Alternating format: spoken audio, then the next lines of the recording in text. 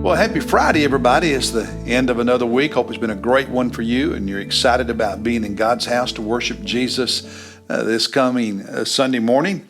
Here it is in the middle of summer. I thought I'd break out my beloved Getting Shucky in Kentucky t-shirt, and I'll give you an opportunity today or this weekend to Google what shucky beans are.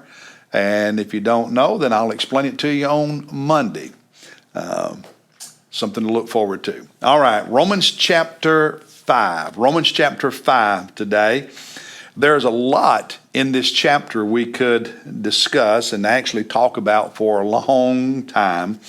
But for me, when I read it, one word stood out. And I'm reading from the New American Standard Translation. This word occurs 3 times in this chapter, in verses 2, 3, and 11. It is the word exalt, E-X-U-L-T, exalt.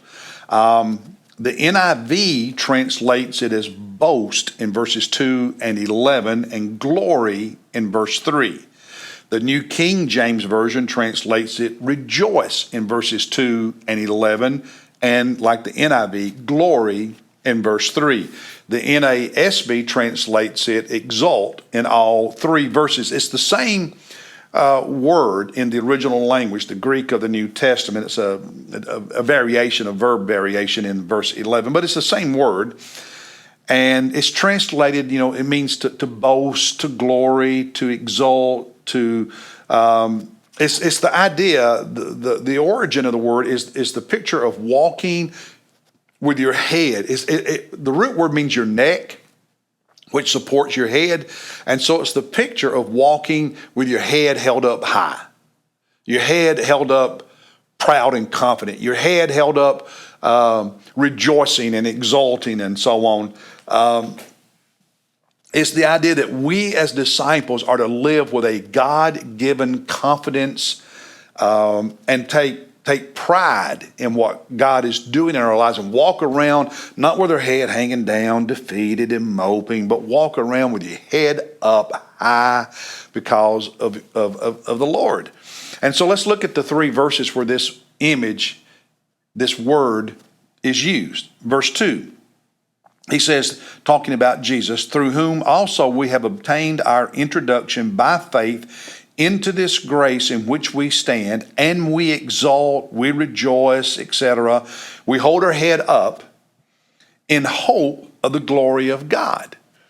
God is a glorious God, and the Bible teaches that at the second coming, you and I will begin sharing in His glory. We already do to some extent, but on that day, we will share in the glory of Jesus Christ. And so knowing that, that's our hope, that we have glorification in our future. We are to live down here as people with our head up high, knowing our destiny, knowing who we are, no matter what anybody else thinks of us. We know, and we know where we're going, and we know the glory that awaits us. So walk with your head up high and be confident. The word is also found in verse 3, and this one may surprise you. He says, and not only this, and the hope of our glory, all the great things that await us in the future, but in verse 3, not only this, but we also exalt in our tribulations. What? We exalt in our tribulations. The NIV translates it our sufferings. You mean I'm to walk around with my head held up high when I'm being persecuted, when there's tribulation, when I'm suffering? Yes, that is exactly what he says here. If people persecute you, mock you, laugh at you, don't understand you,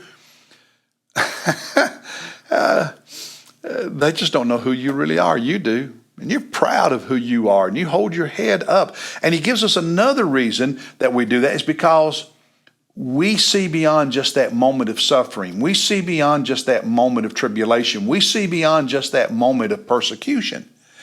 He says in verse 3, we exalt, we hold our head up high in tribulation and suffering, knowing. So we know, God has told us, we know that tribulation brings about perseverance, perseverance brings about proven character brings about hope, and hope does not disappoint. We know that God can use all these things to grow us. to help us persevere and demonstrate through our perseverance that we are the real deal when it comes to a relationship with Jesus Christ. And it just fills us with hope because we know this is just part of the journey. Our destination is glorious. So we walk through it.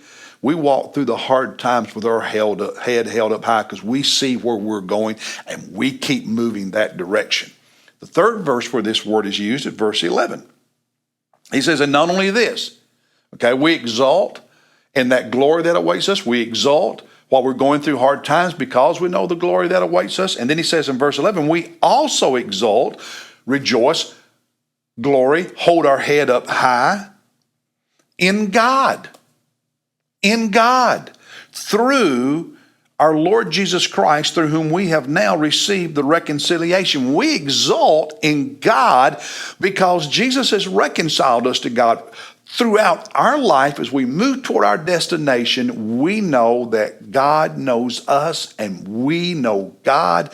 We have been reconciled to Him. He's our Father. And we exult in that we don't walk around like we are a nobody. We are a somebody, reconciled to God, not because of our merit, because we deserve it, but it's the gift of grace, and it changes everything in our lives. We're no longer alienated from God. When I walk around in public holding Monisa's hand, I hold my head up. I'm proud. When you walk through life as a follower of Jesus, hold your head up.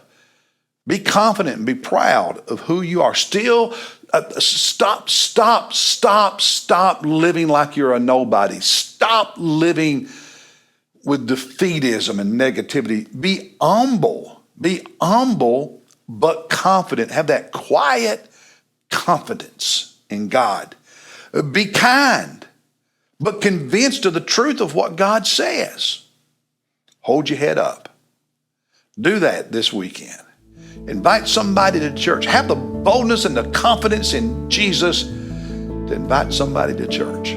Hey, God bless you. I'll see you Sunday as we worship, and then Monday with another devotion as we look at Romans chapter 6.